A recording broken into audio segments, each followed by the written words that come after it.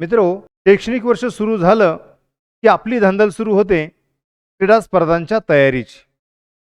विद्यार्थी निवडणे, विद्यार्थी घडवणे, परंतु याच्यामध्ये सर्वात महत्त्वाची गोष्ट असते शासकीय कुठल्याही प्रकारच्या स्पर्धेमध्ये विद्यार्थी खेळत असताना आपल्याला त्याची नोंदणी करावी लागते.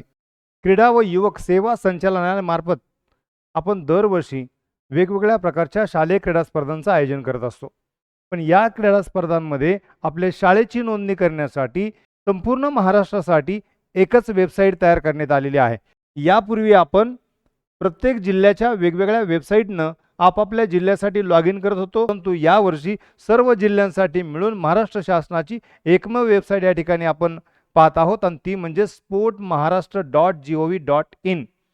या वेबसाईटला गेल्यानंतर आपल्या शाळेची सर्वप्रथम आपल्याला नोंदणी करावी लागेल.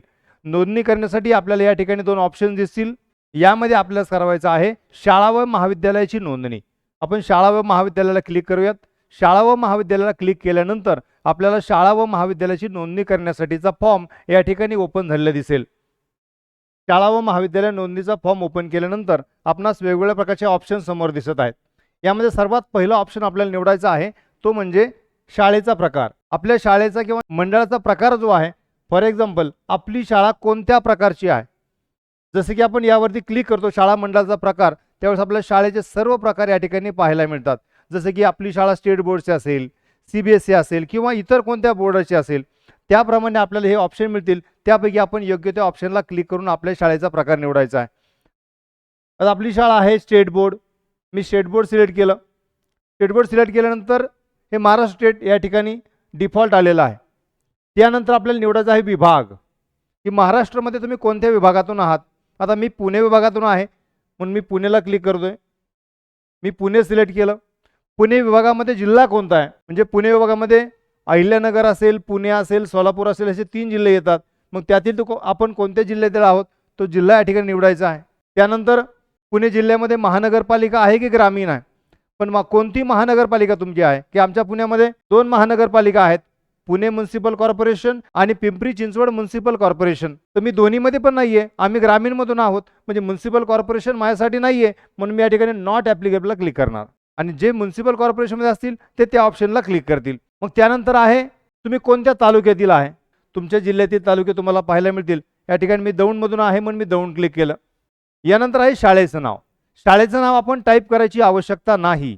लक्षात ठेवा, जेव्हा शाळेच्या नावाचा ऑप्शन आपल्याला या ठिकाणी समोर दिसेल तेव्हा शाळेचं नाव आपण या ठिकाणी टाईप करायची आवश्यकता नाही. त्याच्यानंतरचा जो ऑप्शन आहे युडायस कोड, तो युडायस कोड आपण या ठिकाणी आपल्या शाळेचा टाकायचा आहे. जसंही आपण आपल्या शाळेचं युडायस कोड या ठिकाणी टाकू तसं आपल्या शाळेचं नाव त्या ठिकाणी आपल्याला शो करणार आहे. मी या ठिकाणी माझ्या शाळेचं युडायस कोड या ठिकाणी टाईप करतो. आपल्या शाळेचं युडायस कोड टाईप केल्यानंतर आपण या ठिकाणी सर्च ऑप्शनला क्लिक करायचं आहे. जसंही आपण आपल्या शाळेचा युडायस कोड या ठिकाणी टाईप करतो आपल्या शाळेचं नाव या ठिकाणी तुम्हाला पाहायला मिळेल. तुम्हाला तुमच्या शाळेचं नाव या ठिकाणी पाहायला मिळेल. पुढे आहे शाळा नोंदणी क्रमांक. आपल्या शाळेचा नोंदणी क्रमांक आपण या ठिकाणी टाकायचा आहे.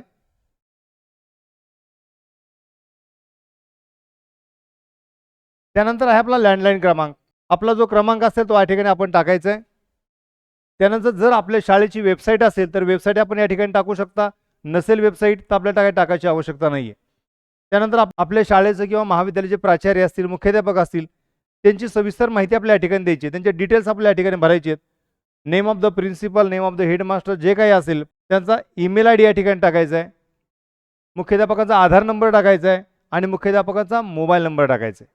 वरील सर्व प्रकारची मुख्याध्यापकांची माहिती भरून झाल्यानंतर मुख्याध्यापकांचा मोबाईल नंबर टाकून आपल्याला सेंड OTP या ऑप्शनवर क्लिक करायचं आहे, की त्यानंतर मुख्याध्यापकांच्या मोबाईलला हा OTP जाईल आणि तो OTP आपल्या या ठिकाणी टाकायचा आहे. मी सेंड OTPला क्लिक करतो. जसे आपण सेंड OTP या ऑप्शनला क्लिक केलं तसे या ठिकाणी आपल्याला एक नोट येते की तुम्ही सांगितलेल्या मोबाईल नंबरला OTP पाठवण्यात आलेला आहे. त्याच्या खाली पहा, याच्या खाली आपल्याला OTP प्रविष्ट करण्यासाठी एक ऑप्शन दिलेला आहे. हा OTP व्हेरीफाय केल्यानंतर आपला मोबाईल नंबर व्यवस्थितरित्या स्थापित केलेला आहे अशा प्रकारचा मेसेज आपल्याला या ठिकाणी दिसतोय. यानंतर आपण पाहूयात. यानंतर आहे शारीरिक शिक्षकाची माहिती. अर्थात आपल्याकडे जे क्रीडा विभागाचं काम पाहणारे शिक्षक आहेत त्यांची माहिती आपण या ठिकाणी भरणार आहोत. क्रीडा शिक्षक देखील आपल्याला नाव, आधार क्रमांक, मोबाईल नंबर आणि ईमेल ID असे 4ही प्रकारची माहिती आपल्याला या ठिकाणी प्रविष्ट करायची आहे. आपण या ठिकाणी माहिती भरूयात. क्रीडा शिक्षकाची माहिती भरल्यानंतर त्यासाठी देखील सेंड OTP हा ऑप्शन आहे. आपण त्यांनाही OTP पाठवूयात. OTP आलेला आहे. हा नंबर आपण व्हेरीफाय करून घेऊयात. हा नंबर यशस्वीरित्या व्हेरीफाय झालेला आहे. यानंतर आता शेवटचा ऑप्शन राहिलेला आहे कॅप्चा कोड आपण टाईप करून फॉर्मचं सबमिशन आपण या ठिकाणी करणार आहोत. कॅप्चा टाकल्यानंतर आपणास शेवटी 3 ऑप्शन दिसत आहेत. रद्द करा, रिसेट करा किंवा नोंदणी करा. म्हणजे दिलेली माहिती तुम्हाला जर पुन्हा भरायची असेल तर तुम्ही रिसेटचा ऑप्शन करू शकता. सगळी माहिती ब्लँक होईल, तुम्ही पुन्हा भरू शकता. तुम्हाला हे फॉर्म भरता काही अडचण वाटली, हे रद्द करायचं आहे, तुम्ही रद्द करू शकता, कॅन्सल करू शकता. किंवा तुम्हाला वाटतं ही सर्व माहिती बरोबर आहे मी भरलेली, आता नोंदणी आपल्याला कंप्लीट करायला काही हरकत नाही आहे, तर नोंदणी करायला तुम्ही क्लिक करू शकता. जसे आपण नोंदणी बटनावर क्लिक केलं तसं क्रीडा शिक्षकाच्या मोबाईल नंबरवरती, माझ्या मोबाईल नंबरवरती वापरकर्ता नाव व पासवर्ड तुमच्या नोंदणीकृत मोबाईलवर SMS द्वारा पाठवलेले आहे. युजर ID आणि पासवर्ड मोबाईलवरती आलेला आहे. हा पासवर्ड आपण पुढील कामासाठी वापरू शकतो. याचा अर्थ अशा पद्धतीनं शाळा नोंदणीचं पहिली प्रक्रिया आपली या ठिकाणी पूर्ण झालेली आहे.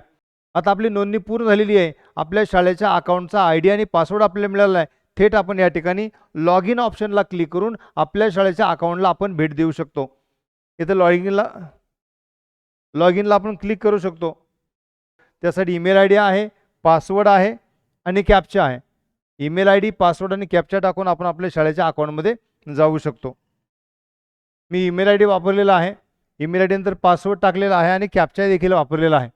यानंतर थेट मी आता लॉग इनमधून माझ्या शाळेच्या अकाउंटमध्ये जाऊ शकतो. जसे आपण सर्वप्रथम आपल्या अकाउंटला लॉग इन करतो तेव्हा आपल्याला जो मेसेजमध्ये आलेला पासवर्ड आहे त्या पासवर्डने आपण सुरुवातीस लॉग इन करतो, परंतु पहिल्यांदाच तो पासवर्ड वापरल्यानंतर लगेचच आपण आपल्या पसंतीचा नवीन पासवर्ड टाकण्यासाठी या ठिकाणी चेंज पासवर्डची विंडो या ठिकाणी आली आहे. आपल्याला आपल्या पसंतीचा जो पासवर्ड या ठिकाणी ठेवायचा आहे तो चांगला मजबूत पासवर्ड आपण या ठिकाणी ठेवू शकतो. आता मी दोन्ही पासवर्ड या ठिकाणी टाकलेले आहेत, रीएंटर पण केलेला आहे. आता मी सेव्ह करतो. जसे आपण पासवर्ड सेव्ह केला म्हणजेच आपल्या स्वतःचा नवीन पासवर्ड टाकून लॉग इन पूर्ण केलं तसे आपल्या शाळेचं अकाउंट आपल्यासमोर ओपन झालेलं आपल्याला दिसेल. क्रीडा शिक्षकाचं नाव वरती दिसत आहे आणि हा पूर्ण आपल्या स्पोर्ट अकाउंटचा डॅशबोर्ड आपल्या या ठिकाणी समोर दिसत आहे. आज फक्त आपल्या शाळेची नोंदणी पूर्ण झालेली आहे. यापुढे आपल्याला खूप सारी कामं करायची आहेत की जसे की खेळाडूंचे आयडेंटिटी कार्ड तयार करायचे असतील, खेळाच्या प्रवेशिका भरायच्या असतील, वेगवेगळ्या खेळामध्ये आपल्याला आपला प्रवेश नोंदवायचा असेल, प्रायमरी फॉर्म असेल, ॲडिशनल प्रायमरी फॉर्म असेल, खूप सारी कामं आपल्याला या ठिकाणी करायची आहेत. परंतु त्याही कामांचे आपण अशाच प्रकारचे व्हिडिओ तयार करून तुमच्यापर्यंत पोहोचवण्याचा प्रयत्न करणार आहोत. तुमच्या अडचणींना मदत करण्यासाठी आपण प्रयत्न करणार आहोत. तुम्हाला व्हिडिओ आवडला असल्यास लाईक निश्चित करू शकता. लाईक नाही केला तरी हरकत नाही, परंतु ज्यांना खरंच अडचणी येतात त्यांच्यापर्यंत हा व्हिडिओ पोहोचवायला मात्र विसरू नका आणि निश्चितपणे आपल्या बांधवांपर्यंत हा व्हिडिओ पोहोचवण्यासाठी जास्तीत जास्त तुम्ही शेअर करा. धन्यवाद.